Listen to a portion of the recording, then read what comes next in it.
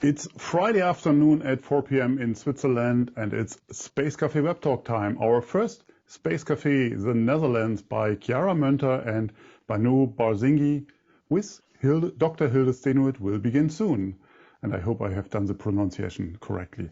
Thank you for joining us for our talk today about creating a better future for space. As always, we appreciate your participation and ongoing feedback. That is very valuable for us and help us to improve. I'm Thorsten Kriening, publisher of SpaceWatch.Global, and we are a Switzerland-based online platform for information in and about space and new space activities in a geopolitical context. With Chiara and Bano, we will launch today our Space Café, the Netherlands, and we are all very excited about that. I know many of you are already familiar with our website, our bi-weekly and daily newsletters, and the Space Café podcast. The last episode, just released earlier this week, features Pascal Ehrenfreund on astrobiology, and it's absolute worth to listen to it, like with the other podcast we have. But that is absolute new and cool to listen. We also keep our fan shop open online for you, where you can support us actively and become a Space Watcher. Space Watcher. Space Watcher, yeah. Edition 1 has cool mugs. Cool mugs, awesome t-shirts and more cool items for you, your friends and the ones you love. Your support is needed to keep our work alive, and we do that for you. If you have missed any of our previous web talks, we have an archive available on our webpage in the events section and on YouTube. We will host our Space Café the Netherlands live on a regular basis, and with that, my job is done, so I can lean back here and enjoy the show. So I will hand over to your wonderful hosts today for the Space Café, the Netherlands, in the Netherlands, Chiara and Bano. Over to you. Well, thank you, Thorsten, and hi to everyone. I am Bano Barzingi, and sitting next to me is Chiara Moenter, co-founder of SDG 18, Space for All. Both of us are students of Global Project and Change Management at the Windesheim Honors College in Zwolle. So a few months ago, in October 2020, Chiara and I met for a cup of coffee and started chatting about space and the universe. This moment eventually became a never-ending conversation. So like many of you space watchers, we were both intrigued and overexcited about the unaccountable possibilities that space provides us. Our excitement and curiosity is what led us to reach out to SpaceWatch.Global and Thorsten Kringer, of course, to collaborate and launch the first Space Café in the Netherlands. So with these webinars, we aim to make knowledge more accessible and include everyone in this mind-blowing adventure. We will speak to various actors that work in the space sector to understand how their work contributes to a better future. And today, for the very first Space Café the Netherlands, we are honored to welcome Hilde Stenuit with us today, who's a real-life space scientist. So a very warm welcome to you. Hilde is a seasoned researcher with a PhD in plasma astrophysics. And for over the last 20 years, she has been working in the space industry. From 2005 to 2017, she supported more than a decade the ESA in their ISS Mission Science Office. In that function, she was part of the science coordination for all disciplines experiments run on the International Space Station for all the participating space agencies. Now, she is a team leader for Space Application Services, working to provide fast and direct access to space for research and technology users through the IceCubes program. The IceCubes, or International Commercial Experiment Cube Service, offers a plug-and-play installation for cube-sized experiments in microgravity, allowing for people on Earth to interact directly with their experiments up in space. We're really happy to have you here with us today, Hilde. Oh, thanks so much, Chiara, and thanks, Bano. It's great to be here, and I'm honored to be on the very first ever Space Café the Netherlands, so thank you.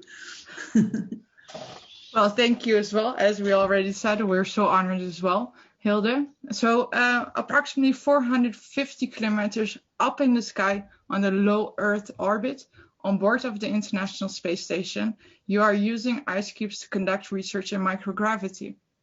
The first IceCube was installed by Alexander Gest in July 2018, And ever since, multiple IceCube experiments were conducted in life science, biology, fluid dynamics, and in many more sectors. So, Hilde, could you maybe tell us a little bit more about your work? Sure.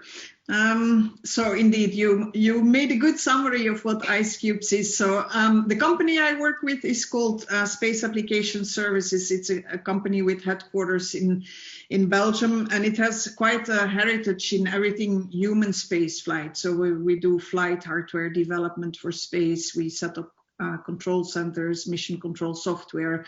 We work in robotics, knowledge management systems.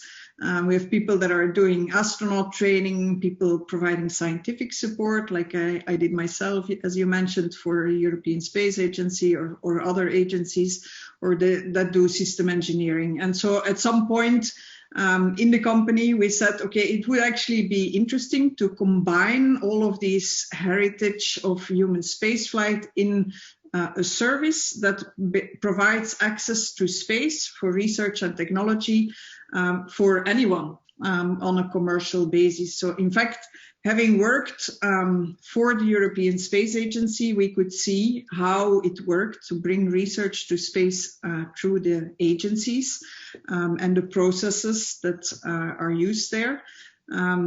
For many good reasons, these processes are sometimes quite long. It includes peer review, it includes procurement processes. And so we thought there is actually a big potential to provide direct and fast track access for anybody who wants to do research and technology on a commercial basis. And that's how we started our IceCube service. Well, that's so nice to hear. And I think our audience is also very curious about what type of experiments are you exactly doing? Could you maybe give an example? Sure. It's very varied. And maybe just to say what we saw that could be interesting. So first of all, there's researchers, academic researchers, and they can actually fly their research through the space agencies. But there might be researchers that say, okay, I have actually an excellent idea. I don't necessarily want to wait for the next call or the next announcement of opportunity. I have maybe budget other than space agency budget that allows me to fly my idea in a fast track way. For example, they participate in a European Commission Horizon project on a certain topic, doesn't need to be space, and they have included, for example, a space project. That's one route that we think has a lot of potential, and we see researchers that are interested in that. A second route is more directed towards applied research and development, so companies that can actually say, okay, we have interest in doing some research and development activities in space, and these can be companies either from space industry that want to test and validate and demonstrate technologies that they want to offer to their customers and be able to say, listen, here I have validated this in a true space environment. But it can also be companies from non-space sectors that say, oh, we see interest in accessing space for our applications, for applied R&D activities that we are doing. And that is an area that we think has a lot of potential and that is growing. So a third group, let's say, and then the fourth group are educational or inspirational and maybe even artistic entities or groups that want to fly. In fact, one of our very first cubes was a collaboration between the International Space University and a Mexican artist called Nahum, and it was actually an artistic cube with a kaleidoscope that was triggered by people on the ground, by their heart rate. So just to give one example, we have more in direction of biological or biotech research or technologies like spectrometers that are being validated. Well, that is really very fascinating to hear, and so nice to hear that there's so many different groups involved in this as well. What would interest us what we would find very interesting is when looking at the future of space, you see many more voices calling for more awareness to be placed on sustainability as well. And there was a recently published article, I think it came out earlier this year, detailing the threat of also space debris and how to avoid it and who is responsible. So the article actually stated that if we continue to pollute space like this, we will get a self-reinforcing collision cascade effect. So there's now the problem that has been there for a long time that we now have to face, and there's almost like a reverse space race for our own planet of who will clean this up. So for us, it was very interesting to hear about all these experiments and all these changes taking place, but how actively do you consider sustainability issues in your work? And are those core values that are also implemented within IceCubes? Yeah. So maybe to start from where we are targeting to push and to shift certain paradigms related to space. So in general, when people think of space research, space technologies, they would think of space exploration, maybe space colonization. There's indeed a lot of interesting research and technologies that are being tested also on the space station in view of long-term space exploration and space colonization.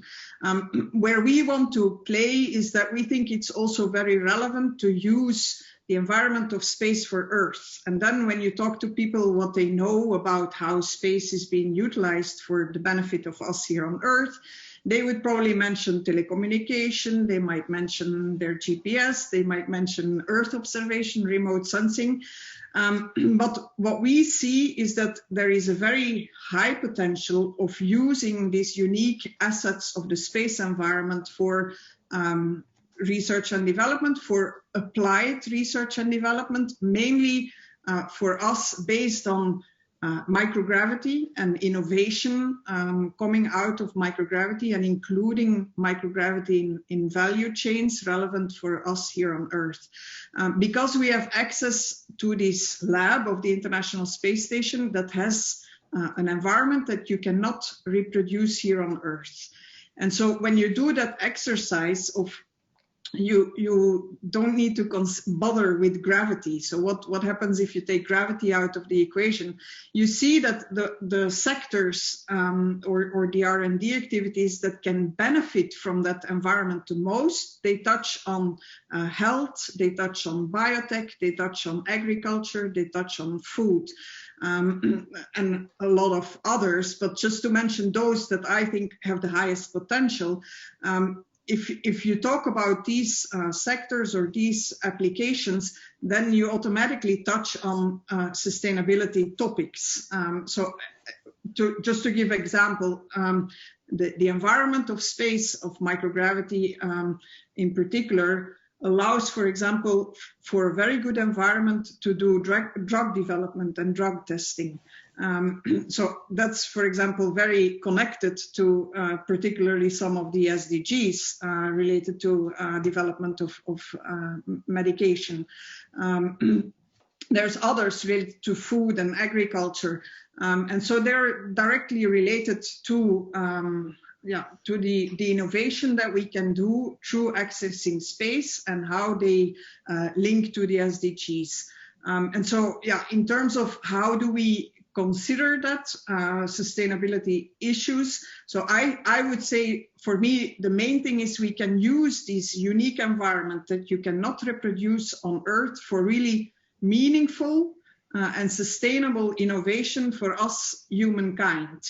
And so I think we need to do that in a way that considers sustainability, also in reducing the negative impact. I mean, you mentioned also, for example, the debris removal aspects and so on, which is more on the satellites area, but it's also relevant for us that we need to ensure that we minimize negative impact in terms of sustainability, but also the positive side of how can we contribute to sustainable innovation that is meaningful for us, humankind, in those high potential areas.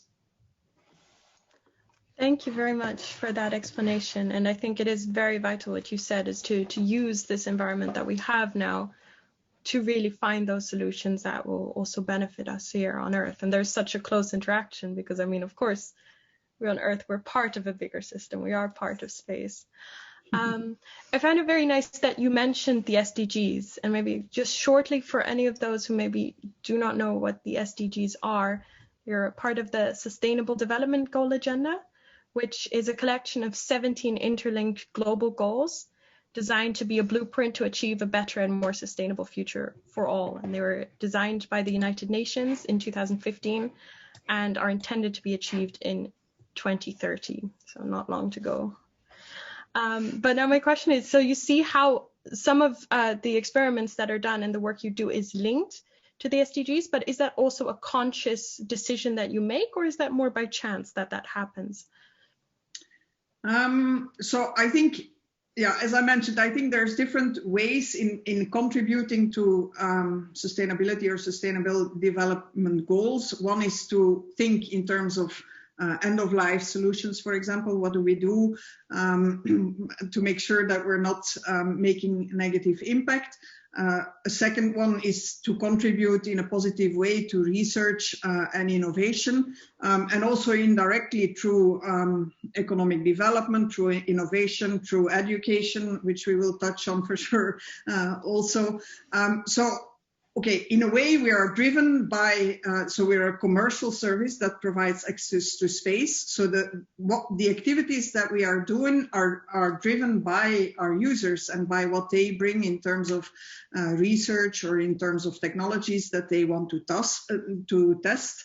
But a lot of our experiments that we operate, that we host, are tackling or touching on one or more of the SDGs, depending on what the focus area of our particular customer is. It's not that we put that out as a criterion or that we say you need to be able to show that you are contributing to the indicators. That's not the case, but for sure by providing and allowing access to space, we support their contribution and the research in those sustainable development goals around agriculture productivity, around food production systems, around vaccines and medicines, for example.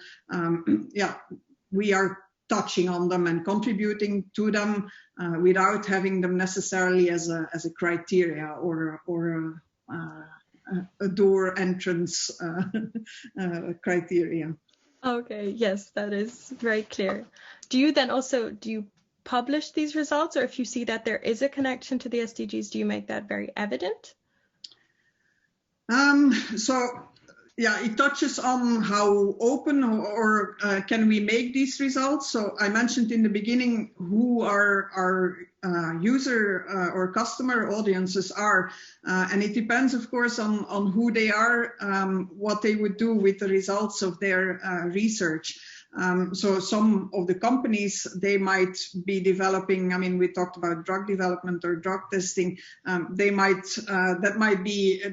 own the IP that results from that research. Other scientists that do more academic science, they might be willing to open up and contribute to an open science forum or publication. So that depends on our side. For sure, we try to build stories on showing how innovation through the use of microgravity can happen and how it contributes to life here on Earth. So for sure, these are stories that we like to tell as well, in how far we contribute to goals or research that relates or innovation that relates to SDGs or sustainability in general. I think those are also just very important stories to tell and to share that with everybody so that they recognize what is happening. On the subject of drug testing, we actually have an audience question from Martina, and she asked, why is it better to do drug development and testing in microgravity environment? Yeah, it's a good question, and I like giving some concrete examples because that talks to people. So I think what you can imagine is when you can take gravity out of the equation or out of the processes or out of the research that we're doing, you can achieve certain aspects, for example, related to drug development that you cannot achieve on Earth. In particular, for example, when you're doing cell culturing, it's possible to create much more easily three-dimensional cell cultures in microgravity than you can on Earth. In fact, when you look at clinical trials for medicines, for pharma, a lot of that actually still happens in Petri dishes. So these are two-dimensional flat dishes in which they culture cells, which you can imagine it's not the most representative environment to compare with our body. So if you now are able to take away gravity, you see that you can actually create 3D cell cultures that interact in a more representative way of what happens in our body. And so that is really very relevant in then utilizing that environment to bring 3D cell culturing, to bring organoids, for example, into these are small mini organs, let's say, that are representative of the organs in our body, to use the environment and to bring drugs and test them under a space environment. You also get a kind of acceleration of an aging effect, so you can also model some diseases better under a space environment. So in that sense, it's really relevant to do drug development and drug testing. Thank you very much, Hilde, for that explanation. I think it's very interesting to also get that kind of insight and to see how much of a difference it can actually make, especially if you're not really from that field. Yeah, absolutely. Now, I would also be quite curious to see, because you talk a lot about the different companies that you interact with and these different partners that you have. And then also when looking at possibly sustainability issues, do you take certain ethical considerations when it comes to creating partnerships and collaborations? Are there certain points or core values that need to be matched before that happens? So first of all, we own a facility on the space station. We work this service through a public-private partnership with the European Space Agency. So the space station as a whole has a set of ethical rules that everybody who is active on the space station needs to comply with. So obviously that we are doing. Otherwise, again, we are not putting specific criteria on what our users, our customers want to do. But what we would think of beforehand is, for example, these end-of-life solutions that I mentioned before. Like, okay, what will be resulting from what they want to do? Is it data? Okay, that's easy because that's very sustainable. But also, I mean, what materials are being considered? How will we trash what will be remaining? So typically either we return the units that are being built or the cubes that are being built, either we return them because they contain samples that need analysis, and then we for sure look into how we can refurbish or reuse that in other scopes, or they are burned up, let's say, when they are not needed, then we get the results from data, they're burned up in the atmosphere.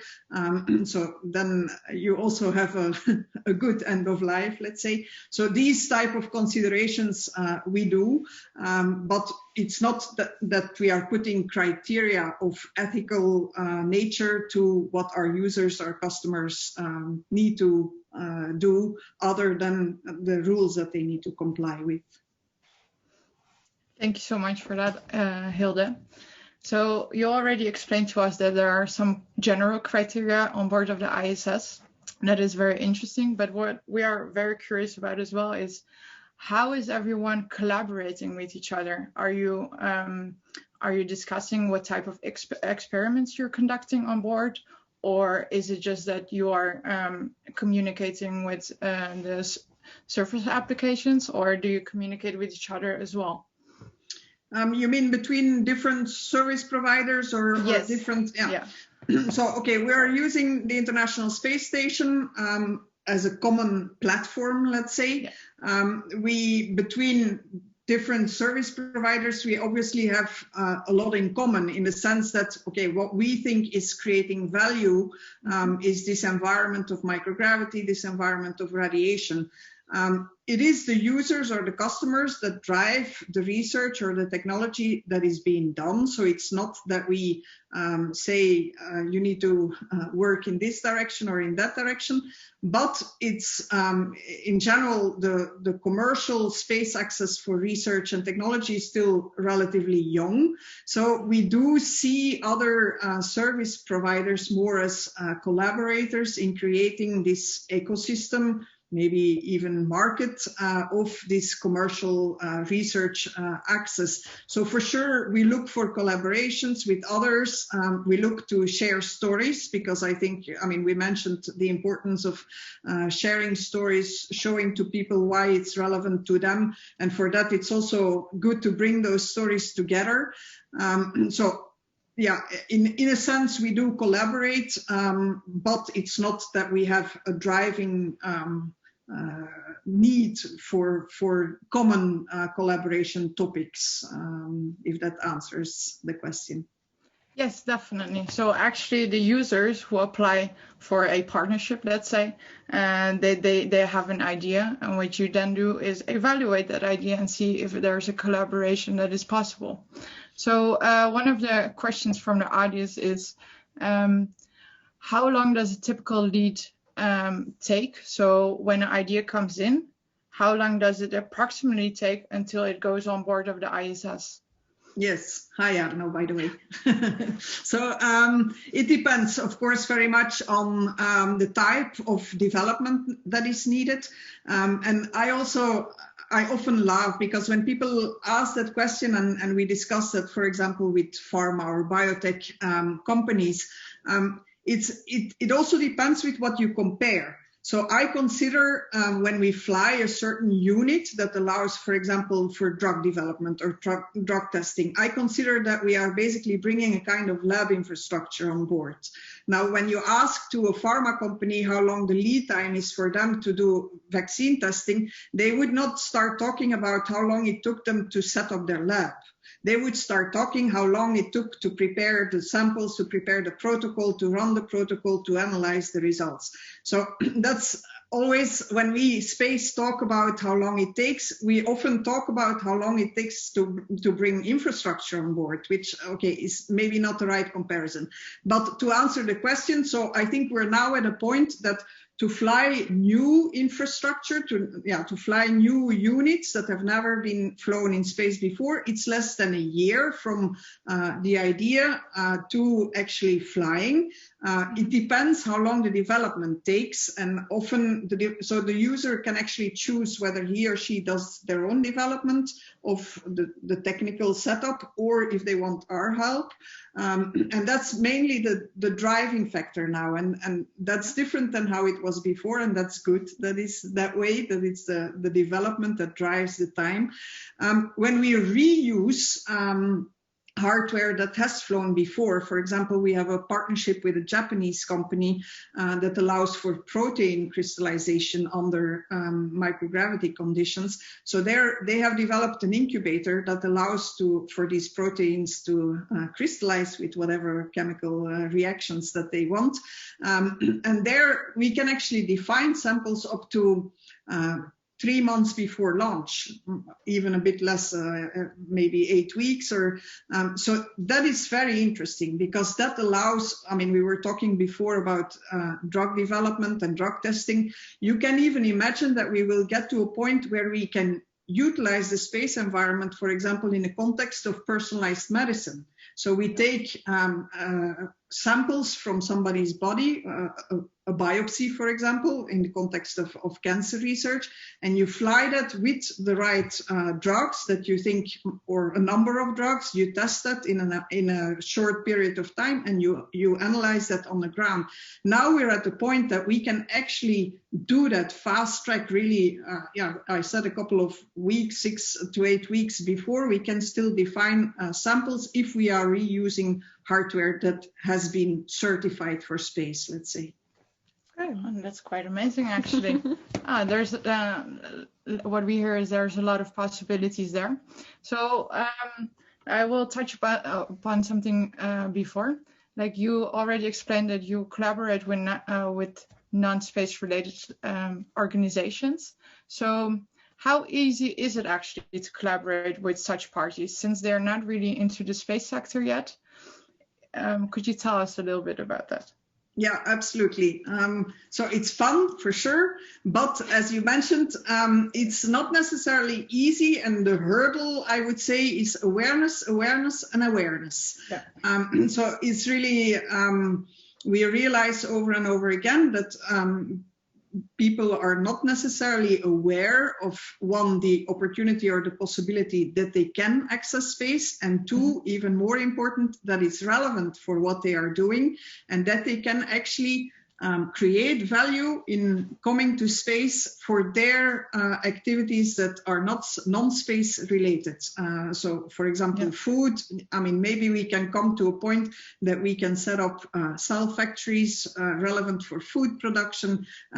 So, and when you go to a food industry, well, you might need a couple of discussions and ideation and brainstorm sessions before we come to these ideas together, and they realize the high potential of innovation that they could reach through microgravity. And one point I wanted to mention as well related to that is linked to education, because what we also realize is that utilizing the microgravity environment for R&D that is relevant for us here on Earth, I don't think it comes across in many university curriculums yet. So we cannot, I mean, we can not blame, let's say, people from non-space sectors not being aware.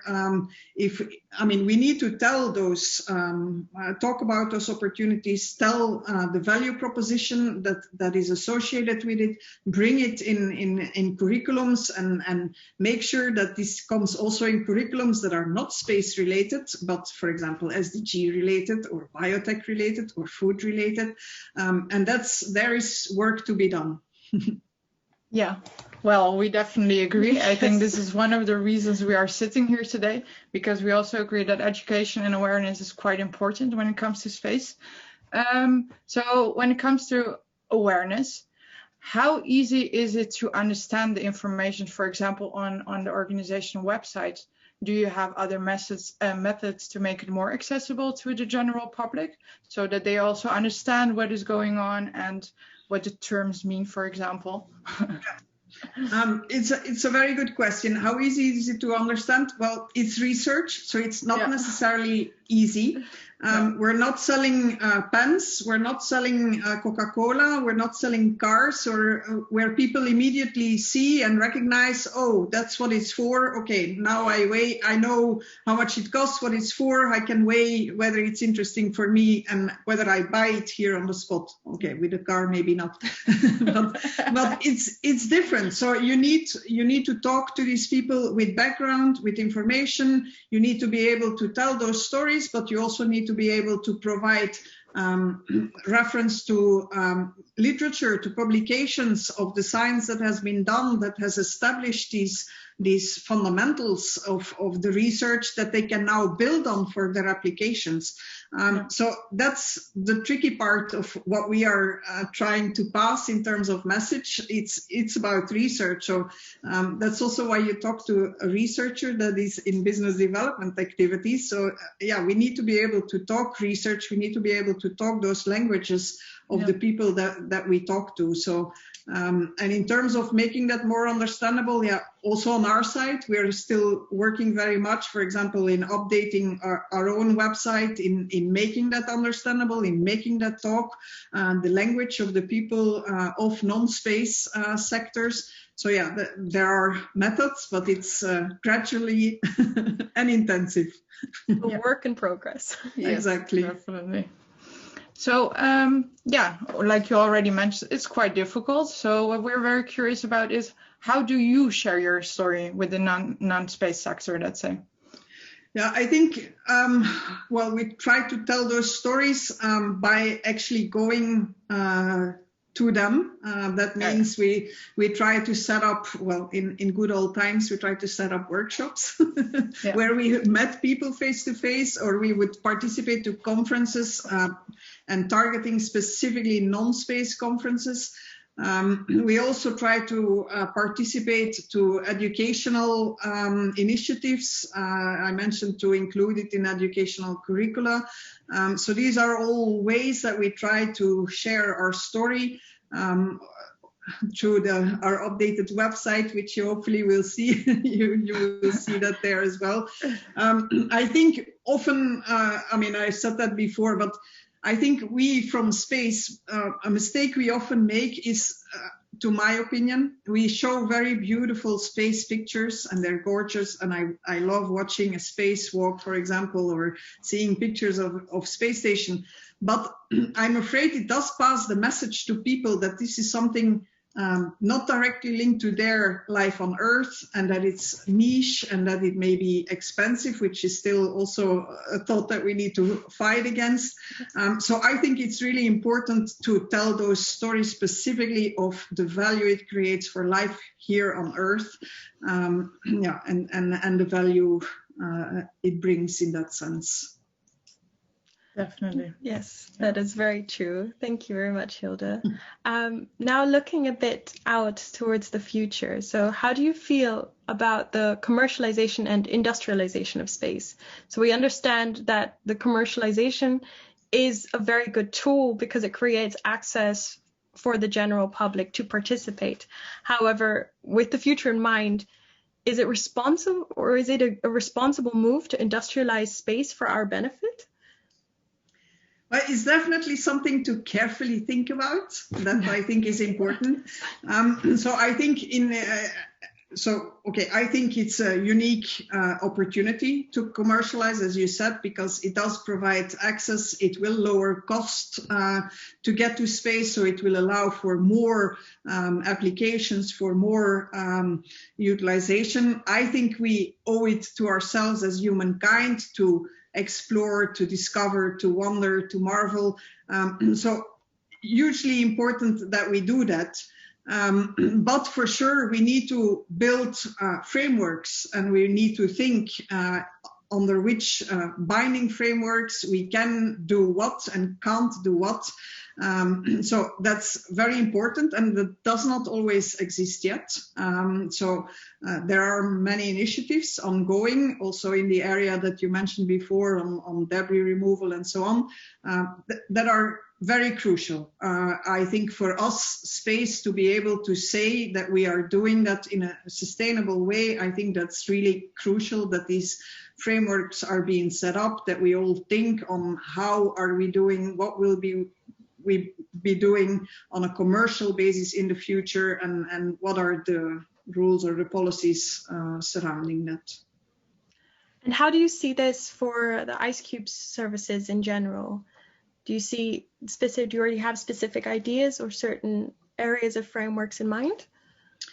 So I think in a way it's okay. We go on launchers that are going to the space station.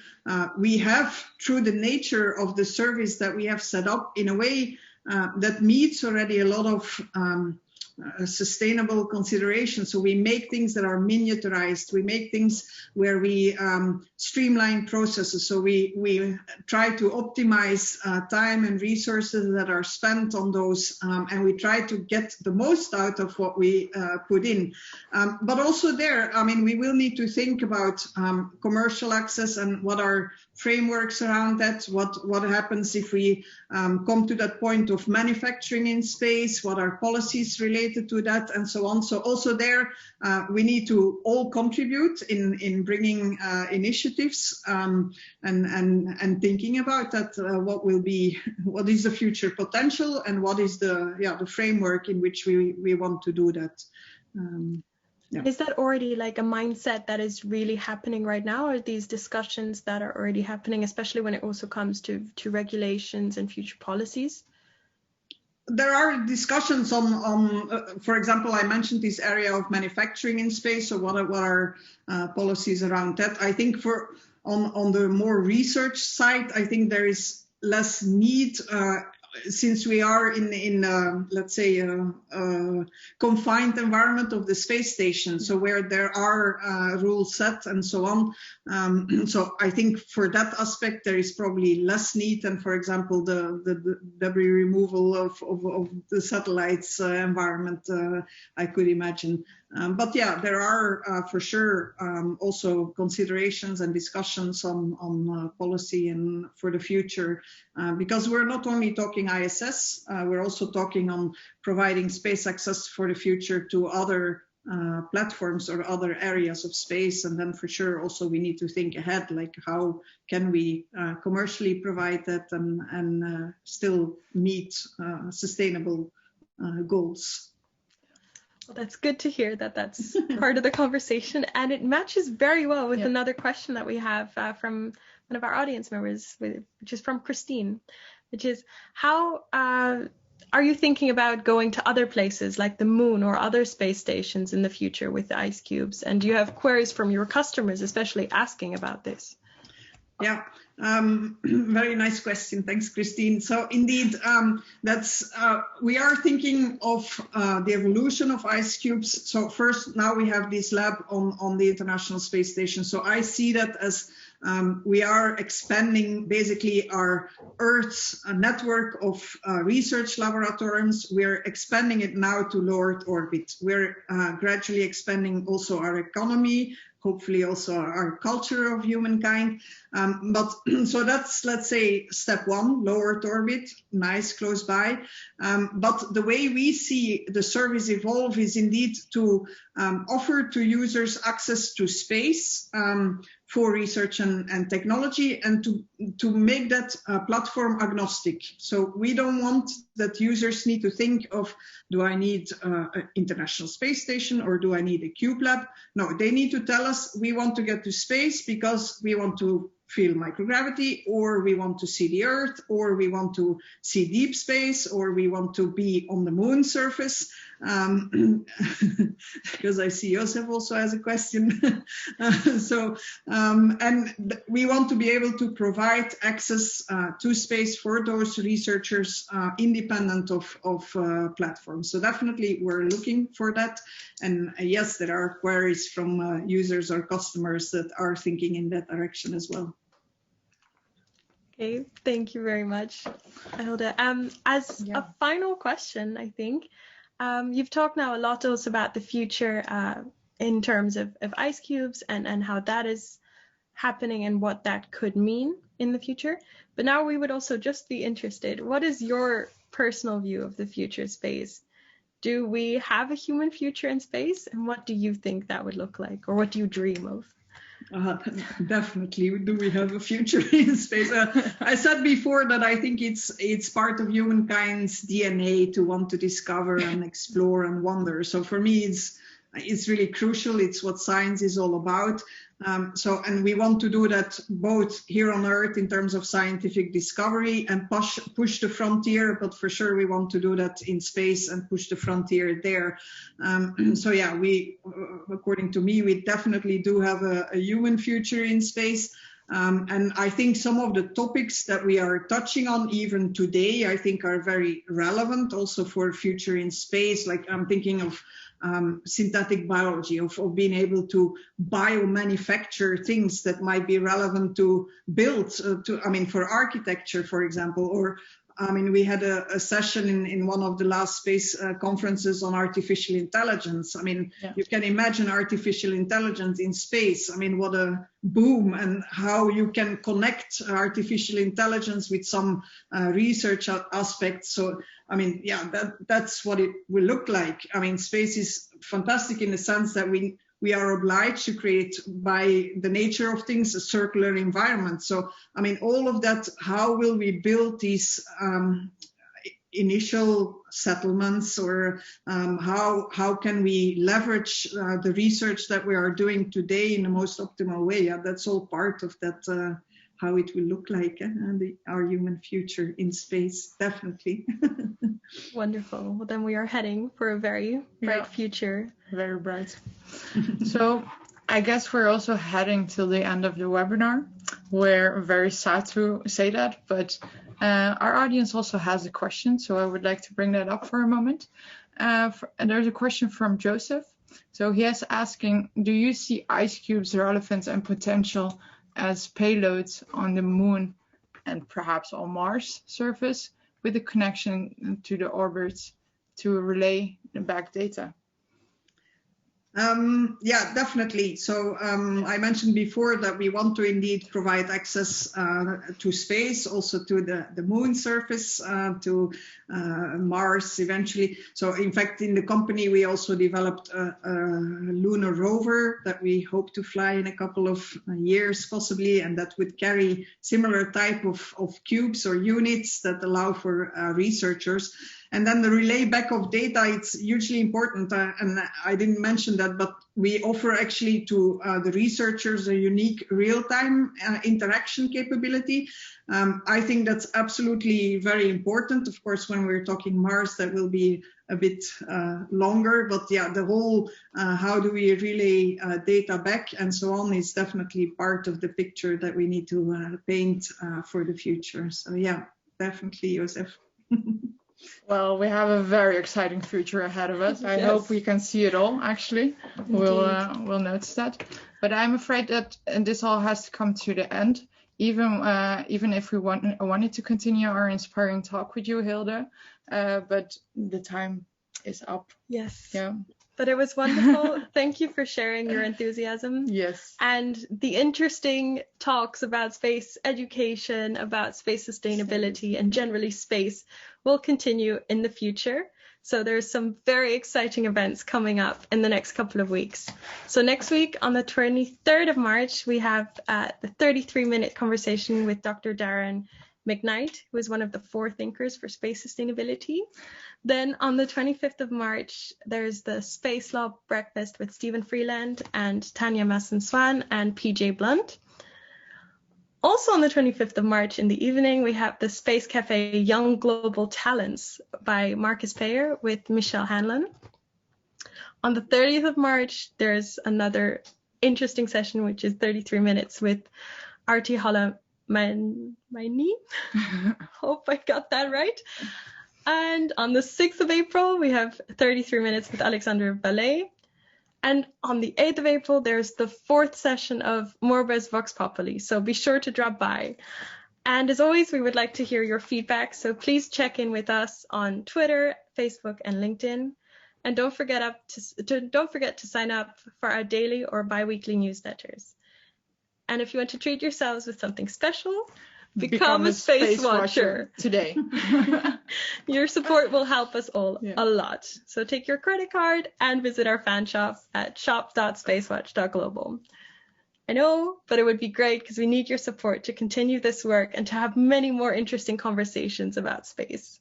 So thank you again, Hilde, for joining us today, for sharing your enthusiasm, for giving such detailed answers, and for giving us such a nice future to look forward to. Well, thank you both. It was nice. Thank you, Hilde. And also thanks a lot to Torsten and the entire team behind the scenes for doing such a great job. week after week, event after event. So we hope that you all stay very safe and healthy and hopefully enjoy the sun. We have some. Yes, and thank you for the audience as well. Yes. Because you all were here and you asked great questions. Thank you for that. And you moved up the conversation a bit. Yes, and in the meantime, don't forget to visit our website, follow us on social media, and don't forget, become a space watcher. Thank you.